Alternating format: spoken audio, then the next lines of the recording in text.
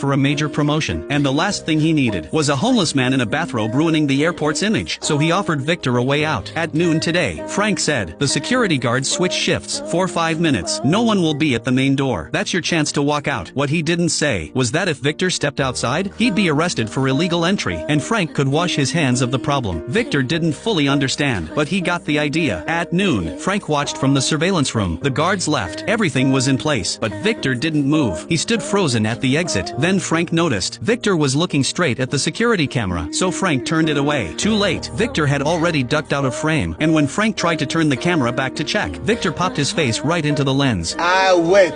Clearly, this plan wasn't going to work, but free snacks alone weren't enough to keep him going. He was starving. Then he noticed a woman return a luggage cart and get a quarter back in return. That's when Victor saw his opportunity. Most travelers didn't care about the 25-cent deposit, so they just left the carts behind. He gathered 3, returned them, and earned his first 75 cents. That bought him his first real meal in days, a hamburger. Soon, he was returning dozens of carts, upgrading from burgers to full combo meals. But Frank had been watching, and he wasn't going to let Victor turn his airport into a side hustle. So he assigned security staff to collect all the carts. Victor's cart retrieving business was over. Back to free snacks. Still, he didn't give up. He bought a dictionary and some books, and studied English every night with a headlamp. Day by day, word by word, he learned enough to start real conversations. When he felt ready, he went to Officer Dolores to apply for entry. She couldn't understand why he was bothering, but Victor smiled and said, You have 2 stamps. 1 red, 1 green.